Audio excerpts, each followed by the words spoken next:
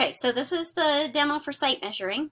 Um, when you measure, you need something that is going to make a straight line for you. So usually it's just the pencil.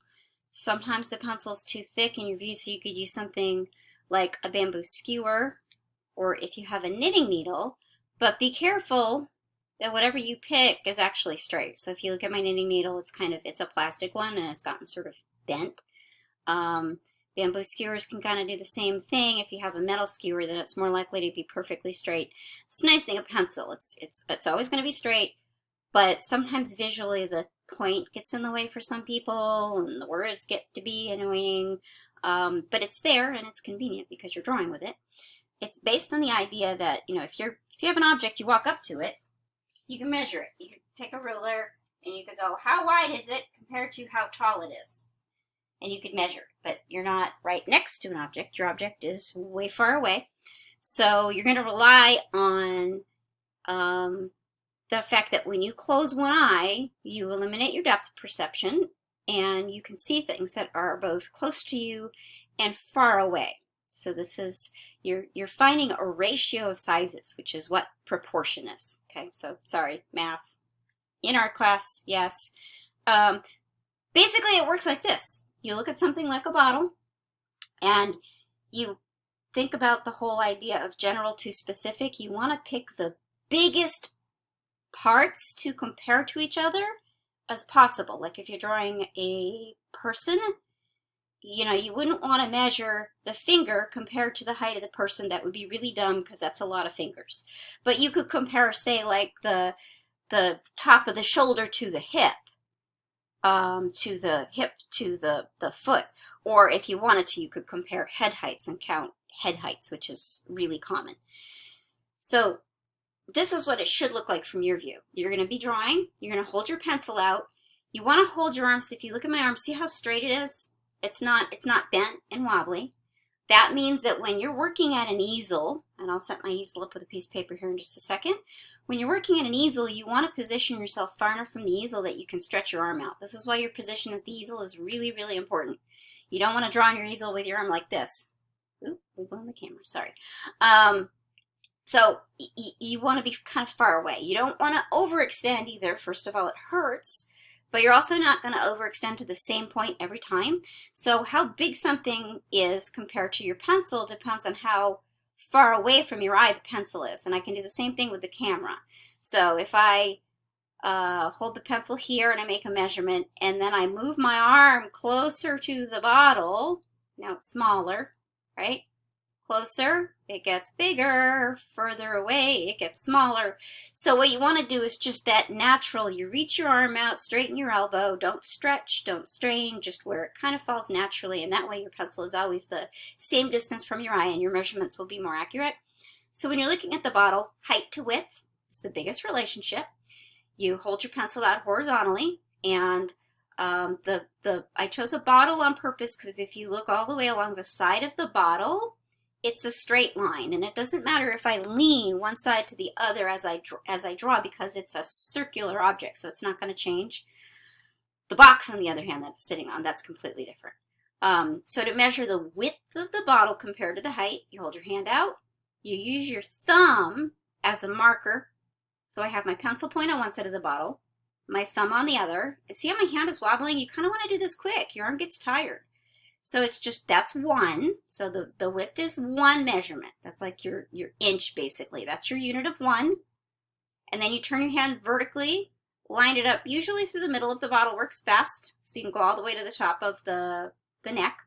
So that's one. You slide your hand up, kind of remember where your pencil point was. Now put your thumbnail where your pencil point used to be. That's two. You slide it up again, that's three. And then when you do it a fourth time, it's not like a full pencil. So if you insist on putting a number to it, so as I'm talking to you, I kind of have to put a number to it because that's how we communicate in language. But visually, you just have to look at it and go, oh, it's that much of a pencil. It's that much of my unit. You don't have to make it into a number. Verbally communicating it to you, I would be like, okay, well, it's one width.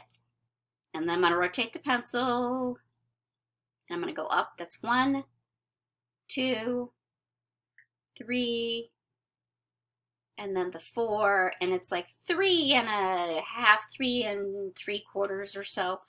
I was moving back and forth a little bit. My arm was wobbling, so it was a little bit different from the first to the second, which shows you how important it is to stay still. So when you're at your easel, plant your feet. Like just find a spot, put your feet on the ground and stay there. Another reason to stand at an easel instead of sitting, because when you're sitting, your tendency is to kind of lean forward so you can reach your paper, when really what you need to do is you need to sit up straight with your arm back and reach out with your arm and stay in one position. And it's easier if you're standing because your feet, it's easier to keep your feet still than it is to keep your torso still, wobbling back and forth. But if you're sitting, make sure that you do stay in that same position so you're not leaning forward as you measure and lean back or leaning from side to side, because that's going to mess up your measurements. Okay, so I have my paper up. You can't see the bottle anymore. It's behind my paper, but I can see it. So I'm standing with my paper here, and you can just kind of see it just on the edge in the video, but I can see the full bottle. When I reach my hand out, I can touch the paper. It's comfortable, but you know, I've got room for my whole arm. So when I'm making measurements, I don't have to do one of these things back and forth and around, because that'll mess me up. So I'm going to put my fingertips on the paper, kind of move my feet around until I'm comfortable. And then when I go to measure, I'm gonna close one eye. I'm going to put my pencil point on the side. I would not be surprised if I get a different result. So let's see, 1, 2, 3.5. No, it's about the same. Camera lenses can sometimes distort proportions a little bit compared to what your eye sees. So I have 1 width to 3.5 heights. And the next question is, well, how do you put that on the paper? You can draw a big bottle or you can draw a little bottle. Okay, so I'm gonna do another drawing over here. And when you do this, you can do these 2 on the same piece of paper, or you can do 2 separate pieces of paper. It doesn't matter. If you're looking at this for life drawing, for figure measurement, I'll do a mannequin real quick before I'm done, but the principles are the same whether you're measuring an object or a person. So the nice thing about a bottle is you can think of it as fitting into a box. So this line here represents where the bottom of the bottle is going to go. These 2 lines represent where the sides of the straight part of the bottle is going to go. And then I can take my pencil. This is the fastest way. I don't need to dig out a ruler. That's 1 unit. Make a little mark for myself. 2 units. You see those lines? Yeah, kind of. Make them a little bit darker so you can see them a little bit better. You got to remember to draw darker than I'm accustomed to.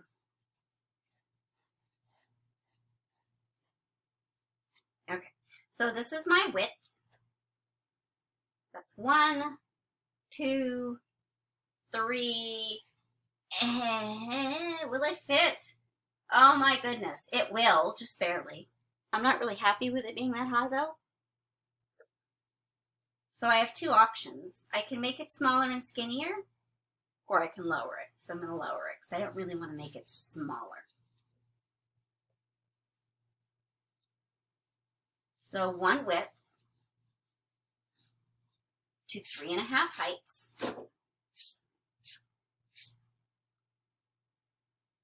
So I'm going to put the bottom here first.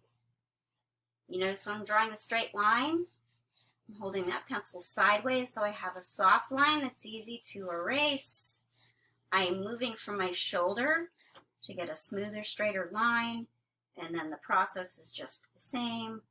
1, 2, 3, 4 would be up here at the top of the paper, and then that halfway mark would be here. So the top of the bottle is here, the bottom of the bottle is here. Now I'll go over how to draw the ellipse separately. Okay, with the top of the bottle would be here, the bottom of the bottle would be here. The next thing that you need to know when you're measuring size relationships is how to look at your object and break it down into smaller parts. So if you look at the side of the bottle, and you can just see it kind of here on the edge of the video. So the straight part of the bottle here goes up, up, up, up, up, straight, straight, straight. And then right here, it starts to curve.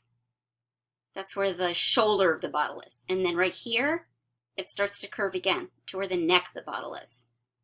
So those are called breaks in the contour.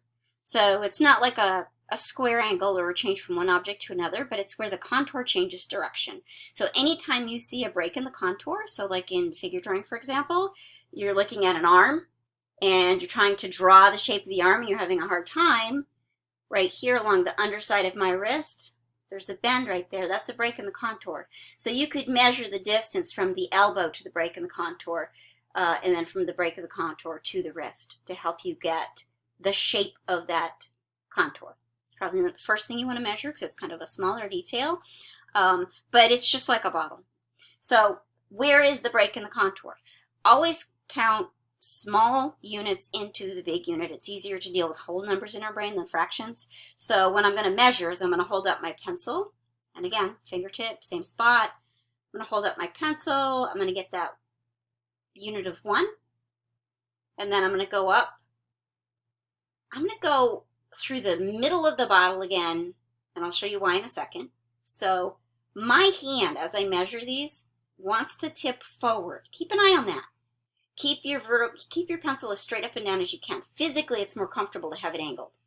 And if you're measuring like a box or something, your brain is really going to want to push that pencil. Like your brain's going to want to do this if you're measuring a box. And it's also more physically comfortable to do that, but don't. Keep it straight up and down like you have an imaginary piece of glass in front of you. You're measuring against a window. So I have my unit of 1. I go up the middle of the bottle, I have 1, and then if I sort of slide my pencil, so this is what it sort of, I had my 1, and I slid my pencil over, and it was kind of there. I'm going to do it one more time so I get it more accurately. 1, 2 brings me past the shoulder. It's about to there on my pencil. So 1 width, and about that much more of a width. I forget, you can't see. 1 width, and about that much more of a width. Okay, so how do I do that on my paper? Well, I have 1 width. That's 1. That would be 2. And about that much more. So that's where the shoulder of my bottle is going to go. Okay?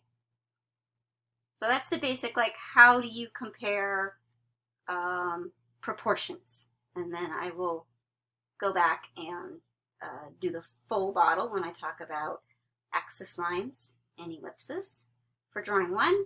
Right now I'm going to pause. I'm going to put a mannequin up there. I'm going to talk about a couple of things for life drawing.